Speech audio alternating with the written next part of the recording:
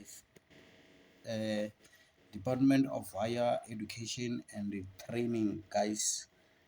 Let's check, guys. Occupational programs, chef and early childhood practitioner 2026 application from 25 November to 11 December, which means that the closing date is 11 December, guys. So to apply, I will leave the application link on description, and then you will read more information, guys.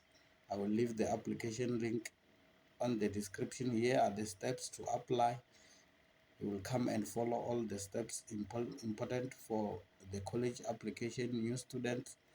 And then, guys, let's apply. Also, they provide the YouTube video to teach you the instruction on application. So, guys, let's apply. Guys, let's apply. I will leave the application link on the description.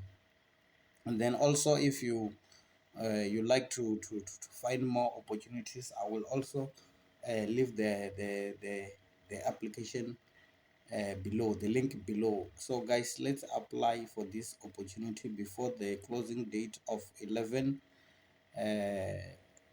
December 2025. So let's apply, guys. Occupational program, chef and early childhood practitioner 2026 application from 25 November, which means that it's open on 25 November, and then it's closing on 11 December. Good luck, guys. Let's apply. Good luck, guys. Let's apply.